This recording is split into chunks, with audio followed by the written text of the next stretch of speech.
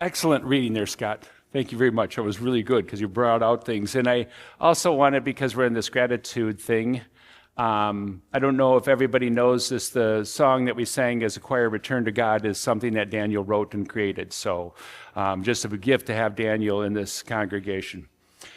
Today is the fourth and final sermon in our series, Generosity, a Joyful Journey. Like I said last week, the foundation of this entire sermon series is John 10:10. The thief comes only to steal and destroy and kill. I came that you may have life and have it abundantly. While that may be the foundation, the walls and the roof of this series are found in Luke 12, which can be summarized in the Luke 12:32 following. Don't be afraid, little flock. Make for yourself wallets that do not wear out, a treasure in heaven that never runs out. No thief comes there and no moth destroys. Where your treasure is, there your heart will be too. In these words, we can find all three of the previous sermons, which were, there's more joy in giving than receiving. All we have comes from God, and then be generous to the poor. And I really thought last week I just crafted a really great sermon, and then Cal got up and summarized my entire sermon in like a one phrase. So I'm beating you to the punch this time, Cal. If you want to just go to the short phrase, which you're not going to get this morning, but if you were going to summarize those three sermons, it's those three sermons about joy, they're about gratitude, they're about connection. Okay? Today we deviate from Luke 12 and venture off into a rarely preached on book in the Bible, the book of the minor prophet Malachi. The title of the sermon is Best Practices of Giving, and that title suggests this is a sermon about practical applications. And to talk practical applications, we need practical examples. So I'm going to share with you the lessons I have learned along the way. And I remove the sentence and I'm bringing it back in. You know, I realize that I have been doing this kind of stuff for 40 years. 40 years. I go, man, that makes me sound old. That makes me sound older than what I look like in the mirror. So we're going to look at Malachi, the third chapter, verses 6 through 12. And Malachi is a really short book. It's only 4 chapters long. It's at the very end of the Old Testament. Matter of fact, it is the very last book in the Old Testament. The Old Testament is filled with prophets reasoning why the great nation of Israel was conquered. That great nation established by David was conquered, and the people spread throughout the land, and mostly in foreign territories, away from Jerusalem and away from the temple. And when they were gone, the temple was destroyed. So the prophets, when they speak, they talk about this judgment of why it happened, but they also are breathing words of hope to people. And the hope that they breathe into these foreign people, or these dispersed people, is there's going to come a time when you're going to return to Jerusalem. And there's going to be a time that we will rebuild the temple. And there will be a time that you will just experience great joy.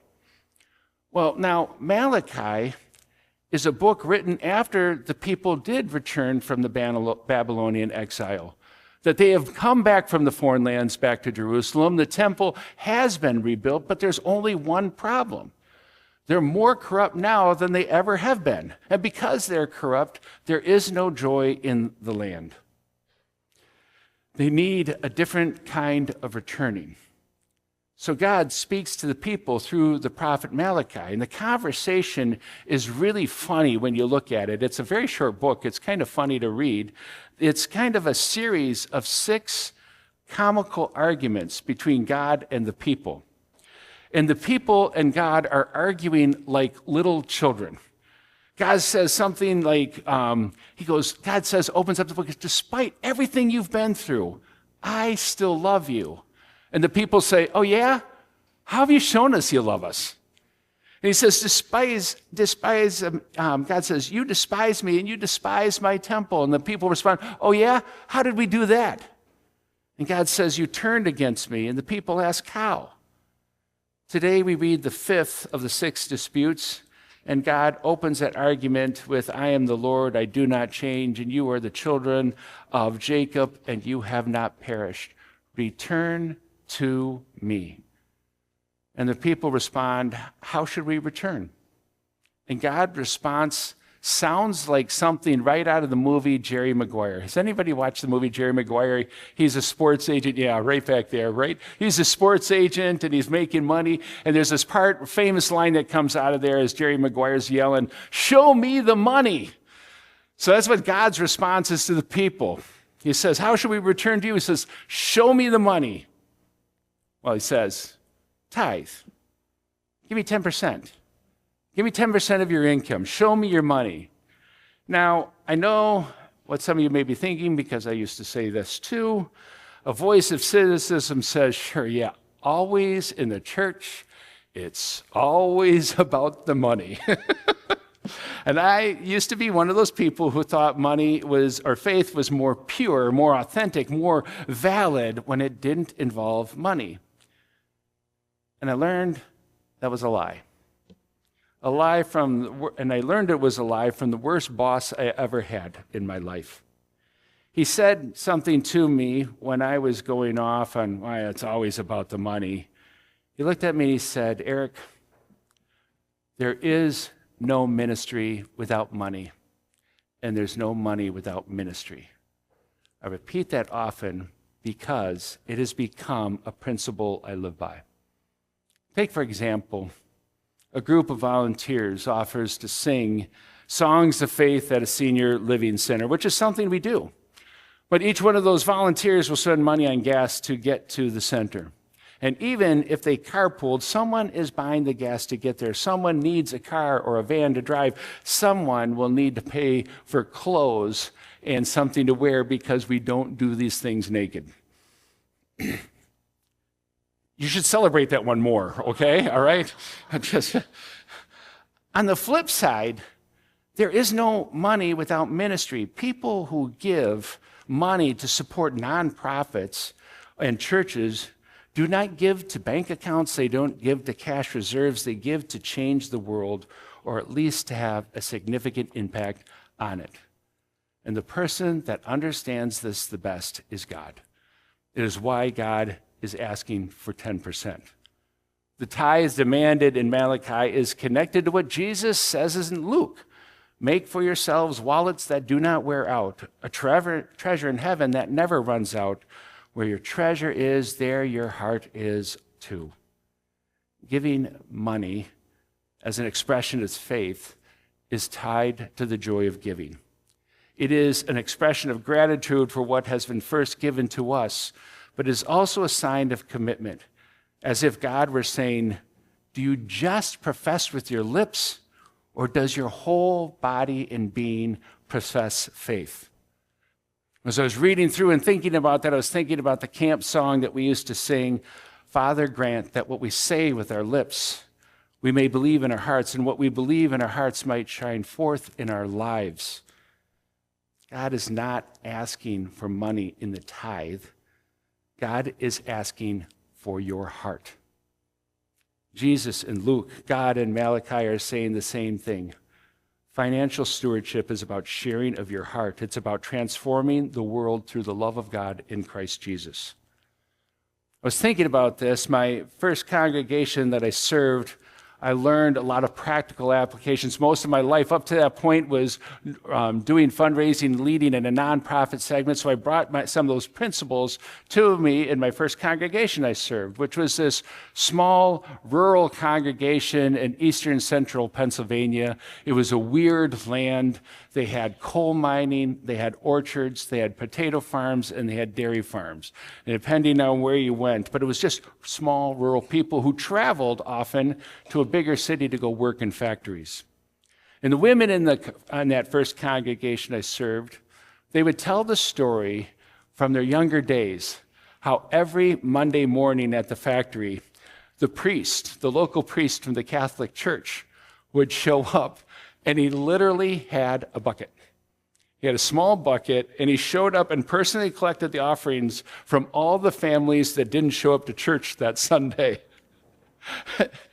And there is a really twisted part of my sense of humor that I would really like to do something like that, but I'm afraid of the response.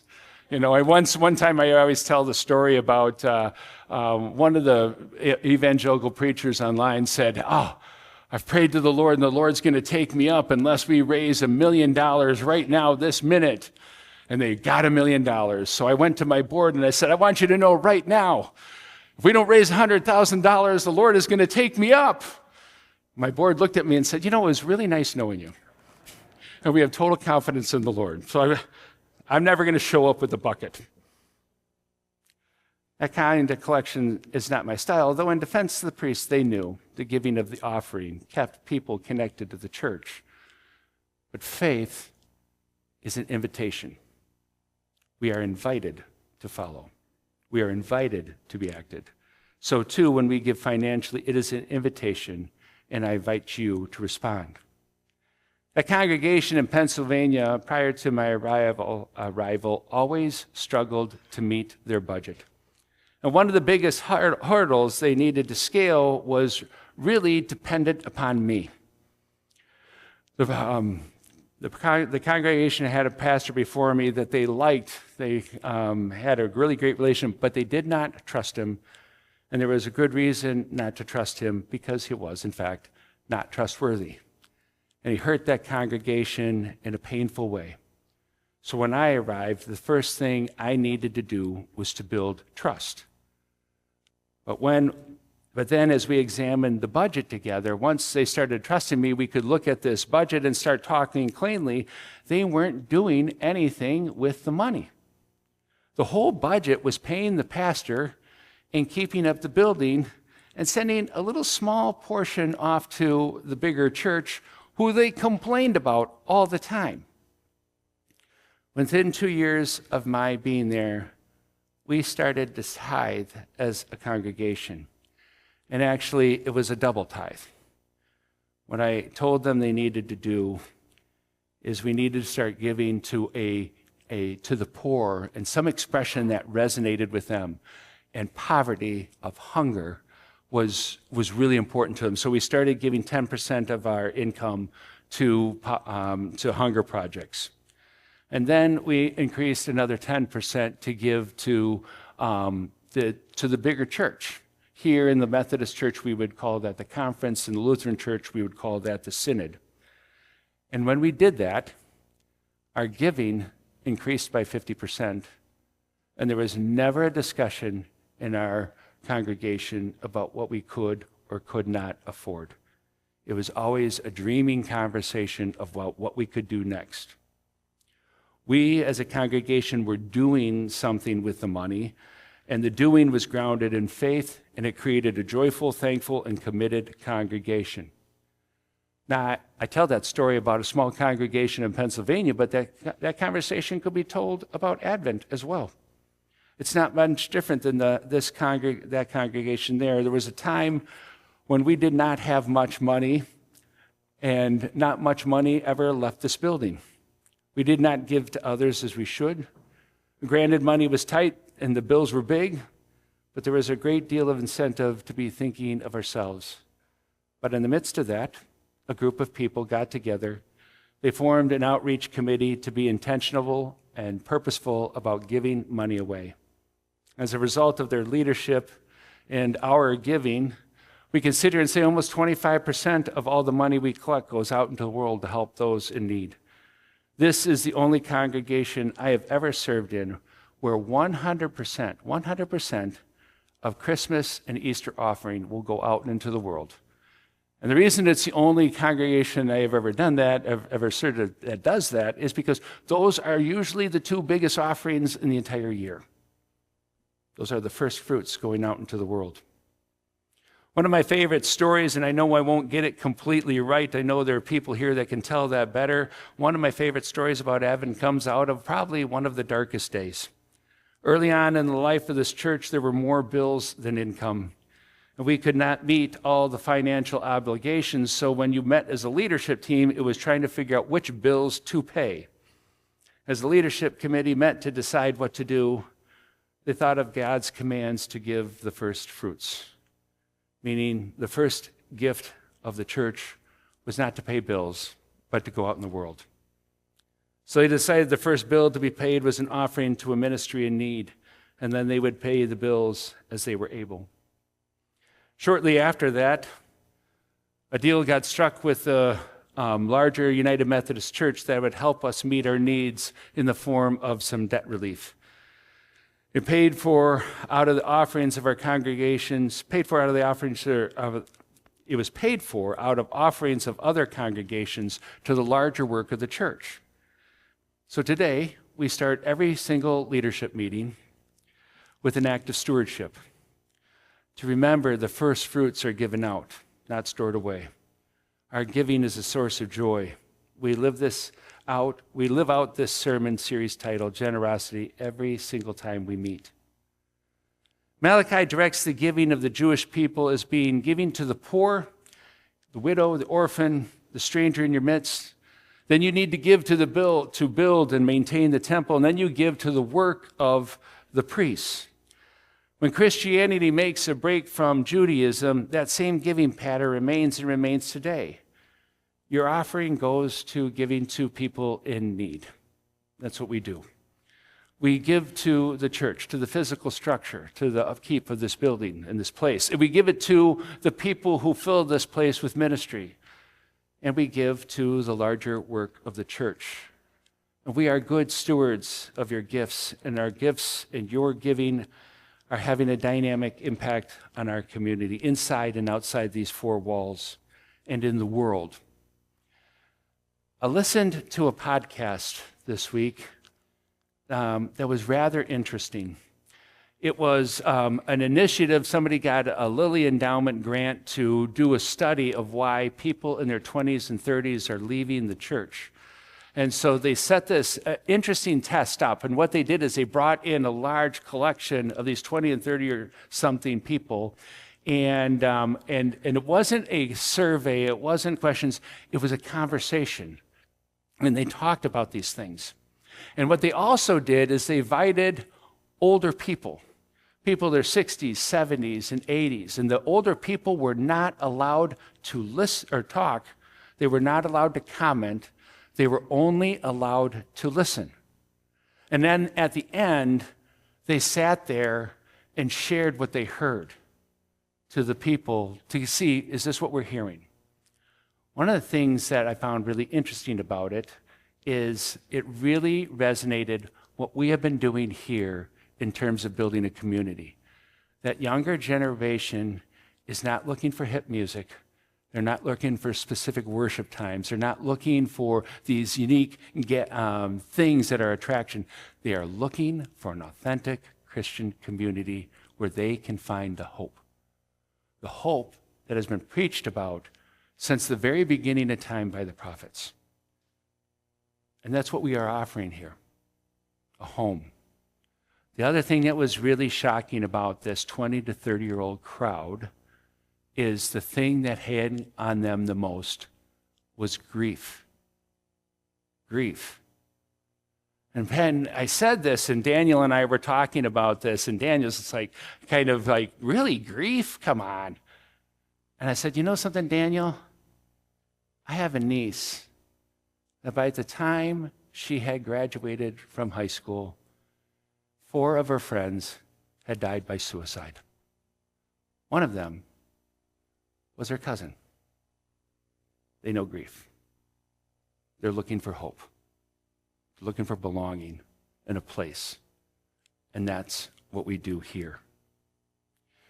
If you look at this series photo, I was nervous when Lindsay picked out this photo to be our photo for the generosity journey because I've made it very clear to a very skeptical Minnesota crowd my love for dandelions. And everybody knows the state has a flower and they also have an Antichrist plant. And the dandelion is the Antichrist plant. But the idea was to look at those seeds that are blowing out into the world. These seeds that are going out, the seeds of God's love blowing out into the world. And that is what we're about here. It isn't always about just the gathering of people that are in this room on Sunday morning. It's about the impact we're having on the world. It's about those kids that are back there in Advent Kids this morning that are learning two things that are repeated over and over. They are learning how to be loved, and they're learning to love back to others. It is about a collection of people getting together and having a dynamic impact on the world around us. So the sermon today is really about return to me. Return to me. The secret to joy, the secret to life, the secret to all that we do is returning to God. What has first been given to us, returning to God with our hearts, with our soul, and our mind, that we can invite other people into a hope-filled, joy-filled, loving relationship with God. Amen.